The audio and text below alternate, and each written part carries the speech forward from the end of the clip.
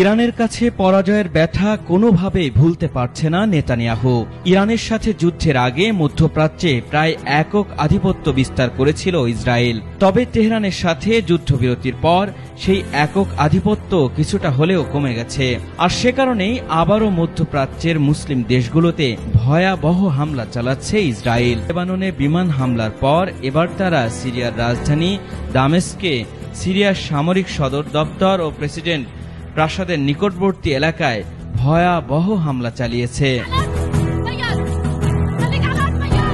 সিরিয়ায় ইসরায়েলের হামলা নিয়ে লন্ডনের কিংস কলেজের আন্তর্জাতিক নিরাপত্তা বিষয়ের প্রভাষক রব গেইস্ট পিনফোল্ড বলেন, দামেস্কে এই হামলা হতে পারে বড় ধরনের আগ্রাসনের সূচনা মাত্র।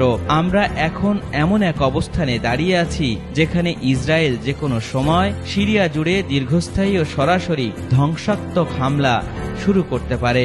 বিশ্লেষকরা বলছেন, ইসরায়েলের এই হামলা মধ্যপ্রাচ্যে আরও বড় সংঘাতের পূর্বাভাস হতে পারে।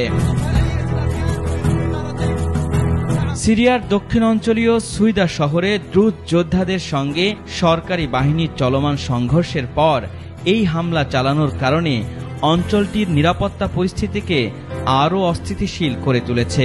সংবাদ মাধ্যম আল জাজিরার খবরে বলা হয়, বুধবার এক বিবৃতিতে ইসরায়েলের প্রতিরক্ষামন্ত্রী ইসরায়েল কাটস জানান, দামেস্কে সিরিয়ার সামরিক সদর দপ্তরে প্রবেশপথে হামলা চালিয়েছে ইসরায়েলি সেনাবাহিনী।